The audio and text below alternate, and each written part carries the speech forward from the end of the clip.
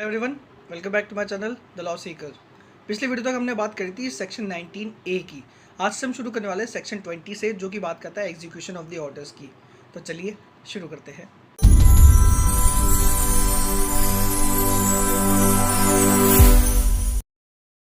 तो सबसे पहले तो ये बताया गया कि एग्जीक्यूशन किसके द्वारा कराया जाएगा। तो इसमें बताया गया है कि एग्जीक्यूशन जो कराया जाएगा ना, वो तो कराया जाएगा रेड ट्रिब्यूनल के द्वारा। और कब कराया जाएगा? जब जिस पार्टी के फेवर में ऑर्डर पास हुआ है वो पार्टी रेंट ट्रिब्यूनल के अंदर अप्लाई करे कि मेरे इस ऑर्डर को आप एग्जीक्यूट करा दीजिए, तब रेंट ट्रिब्यूनल जो है उस ऑर्डर को एग्जीक्यूट करवाएगा।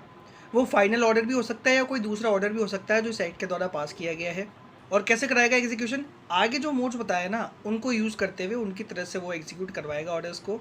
सबसे पहला मोड ये बताया गया है कि जो अपोजिट पार्टी है उसकी मूवेबल या इमूवेबल प्रॉपर्टी को अटैच कर लिया जाएगा और बाद में उसको सेल कर दिया जाएगा। फिर आगे बताया गया है कि जो अपोजिट पार्टी है उसके अरेस्ट और डिटेंशन के द्वारा भी एग्जीक्यूट कराया जा सकते हैं ऑर्डर्स। फिर आगे ये बताया गया कि जो अपोजिट पार्टी है उसके एक या एक से ज़्यादा बैंक अकाउंट जो भी उनको अटैच किया जा सकता है और जितना पैसा ऑर्डर के अंदर पे करना है उतना पैसा उस अकाउंट में से लिया जा सकता है। फिर बताया है कि अगर कोई गवर्नमेंट सर्वेंट है, कोई गवर्नमेंट एम्प्लॉय है, तो उसकी सैलरी को अटैच किया जा सकता है या उसको जो भी अलाउंस मिलता है उसको भी अटैच किया जा सकता है। ये गवर्नमेंट एम्प्लॉई जो हो सकता है वो नेशनलाइज बैंक का कोई एम्प्लॉय हो सकता है, किसी लोकल अथॉरिटी का, किसी कॉर्पोरेशन का, या गवर्नमेंट की कोई कंपनी है उसका एम्प्लॉय भी हो सकता है। फिर आगे बताया गया है कि किसी एडवोकेट को कमिश्नर अपॉइंट करके या फिर रेंट ट्रिब्यूनल का कोई ऑफिसर है उसको डेप्यूट करके कि आप इस ऑर्डर को एग्जीक्यूट कराइए, उनको अपॉइंट किया जाएगा, उनको डेप्यूट किया जाएगा कि आप इस ऑर्डर को एग्जीक्यूट कराइए। उनकी रेम्युनरेशन जो होगी वो भी तय कर ली जाएगी, वो फिक्स कर दी जाएगी। और अंत में बताया गया है कि जो प्रेमाइसिस है ना उसकी डिलीवरी दिला के भी एग्जीक्यूट कराया जा सकता है। मेन मुद्दा जो होता है वो यही होता है कि जो प्रेमाइसिस है ना, मुझे उसकी पोजीशन चाहिए, तो उस प्रेमाइसिस की पोजीशन डिलीवर करके भी एग्जीक्यूट किए जा सकते हैं ऑर्डर्स। फिर आगे बताया गया कि रेंट ट्रिब्यूनल जो ऑर्डर्स को एग्जीक्यूट कराएगा उनको एग्जीक्यूट कराने के लिए जो लोकल अथॉरिटी या फिर जो पुलिस फोर्स है उसकी भी हेल्प ले सकता है रेंट ट्रिब्यूनल। फिर आगे ये बताया गया है कि वो जो व्यक्ति है, जो टीनेंट है, उसको वेकेट करने के लिए बोला गया है और वो अपने प्रीमाइसेस वेकेट नहीं करता 3 महीने के अंदर अंदर, तो उस व्यक्ति के ऊपर जिस दिन वो सर्टिफिकेट इशू हुआ था रिकवरी ऑफ पोजीशन का, तब से लेके आगे जब वो वेकेट करेगा तब तक के पीरियड के लिए उसके ऊपर मीन प्रॉफिट्स जो होते हैं वो लगेगा। कितना लगेगा? जितना रेंट वो पे कर रहा था उसका दुगना।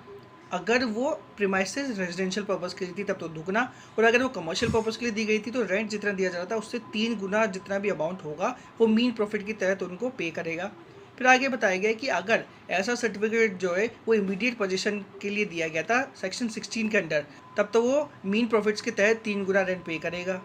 फिर आगे बताया गया कि जो एग्जीक्यूशन प्रोसीडिंग्स होगी ना वो समरी प्रोसीडिंग होगी, और जिस दिन नोटिस दिया गया अपोजिट पार्टी को ऐसी एप्लीकेशन का, ऐसे एग्जीक्यूशन की जो एप्लीकेशन लगी उसका नोटिस जब दिया गया अपोजिट पार्टी को, उस दिन से 45 डेज़ के अंदर इनको एग्जीक्यूशन प्रोसीडिंग खत्म कर देनी होगी। एक्सप्लेनेशन के अंदर ये बताया गया है कि अगर जो सर्टिफिकेट ऑर्डर पास किया गया था, सर्टिफिकेट जो दिया गया था उसके ऑर्डर के अगेंस्ट अगर आपने अपील करी है, कोई दूसरी प्रोसीडिंग चल रही है, तो उसके चलने की वजह से ऐसा नहीं होगा कि आपको जो मीन प्रॉफिट देना था वो रुक जाएगा। मीन प्रॉफिट तो आपको देना ही होगा, लेकिन ये कब किया जा सकता है? जब अपीलेट रेंट ट्रिब्यूनल स्पेसिफिकली ऐसा बोल दे कि मेन प्रॉफिट्स आपको नहीं देना, या फिर जिस कोर्ट के अंदर उस ऑर्डर के अगेंस्ट प्रोसीडिंग चल रही है वो कोर्ट जब बोलेगा कि ऐसा मीन प्रॉफिट नहीं देना, उसी केस के अंदर आप मीन प्रॉफिट नहीं देंगे। और फिर अगर उस अपील में या फिर जो प्रोसीडिंग चल रही थी वो उस टीनेट के अगेंस्ट ही आता है, तो आपको जैसे मीन प्रॉफिट पे करना था फिर आपको प्रॉफिट जो है वो तो पे करना ही पड़ेगा। भाई वो स्टे लगा सकते हैं जो अपीलेट ट्रिब्यूनल या कोर्ट कि हाँ ठीक है आप अभी पे मत करिए, लेकिन बाद में जब उनके अगेंस्ट ही ऑर्डर आ जाएगा, एक फाइनल ऑर्डर उनके अगेंस्ट बन जाएगा, तब तो उनको मीन प्रॉफिट उस टाइम से देना ही होगा। अब सेक्शन 21 बात करता है procedure and power of rent tribunal and appellate rent tribunal. इसमें सबसे पहले बताया गया है कि विटनेसेस का जो एविडेंस होगा ना वो तो एफिडेविट की तरह ही दिया जाएगा, एफिडेविट के रूप में ही दिया जाएगा। लेकिन अगर उनको लगता है कि ये न्यायबद्ध है, जस्टिस के लिए ज़रूरी है और वो व्यक्ति आ सकते हैं ट्रिब्यूनल के अंदर, प्रेजेंट हो सकते हैं, तो उन व्यक्तियों को ट्रिब्यूनल के अंदर प्रेजेंट होने के लिए बोला जा सकता है एग्जामिनेशन और क्रॉस एग्जामिनेशन के लिए।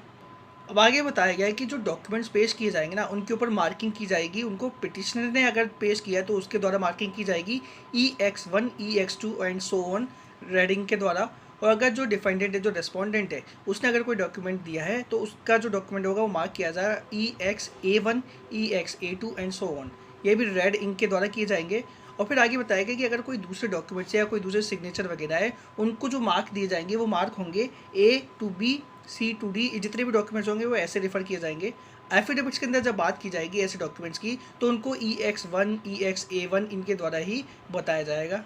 फिर आगे बताया गया है कि रेंट ट्रिब्यूनल या अपीलेट रेंट ट्रिब्यूनल जो है ना वो CPC के अंडर गवर्न नहीं होगा। मतलब उनको जो प्रोसीजर फॉलो करना है वो CPC को देखते हुए नहीं करना, उनको तो नेचुरल जस्टिस को देखते हुए अपना जो रूल्स है वो फॉलो करने हैं, और उनको ये पावर दी गई है कि खुद के रूल्स एंड प्रोसीजर जो है वो खुद स्वयं तय कर सकते हैं।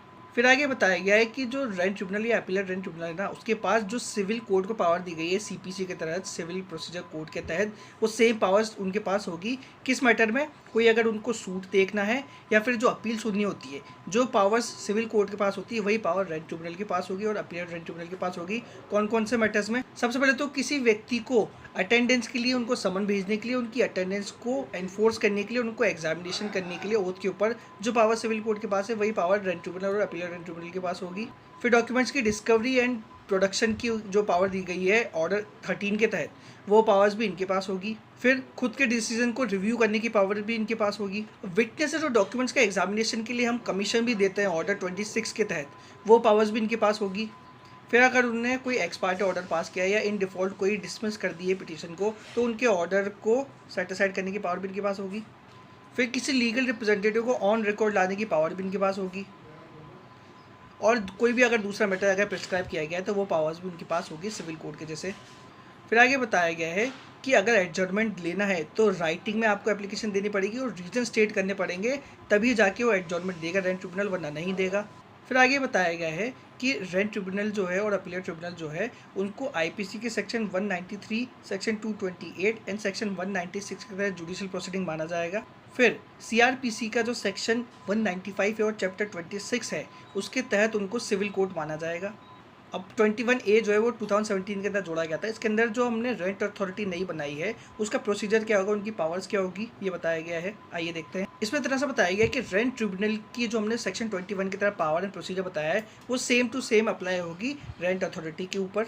और जहाँ जहाँ पर रेंट ट्रिब्यूनल लिखा गया था ऐसा माना जाएगा कि वहाँ पर रेंट अथॉरिटी लिखा गया था। पिटीशन लेने की, अपील सुनने की और जितनी भी पावर्स दी गई है वो सेम पावर्स अब रेंट अथॉरिटी के पास भी होंगी। सेक्शन 22 के अंदर बताया गया है मॉडल फॉर्म्स। इसमें बता रखा है कि schedule A and schedule B के अंदर पिटीशन और अपील फाइल करने के लिए कुछ फॉर्म्स दे रखे हैं। ज़्यादातर हो सके तो उनसे मिलते जुलते ही पिटीशन और अपील फाइल की जाएगी। और अगर कोई भी रिकवरी सर्टिफिकेट दिया गया है तो शेड्यूल सी के अंदर हमने फॉर्मेट दे रखा है, उस फॉर्मेट को फॉलो करते हुए आपको रिकवरी सर्टिफिकेट बनाना है। आज के लिए बस इतना ही। उम्मीद करता हूँ वीडियो आपको पसंद आया होगा। मेरे चैनल को सब्सक्राइब करिए, बेल आइकन को प्रेस करिए, मेरे इस वीडियो को लाइक करें, अपने दोस्तों के साथ मेरे चैनल और मेरे वीडियोस को जरूर शेयर करें। डिस्क्रिप्शन बॉक्स के अंदर मैंने पुराने जितनी वीडियोज़ हैं उनका लिंक दे रखा है। जय हिंद, जय भारत।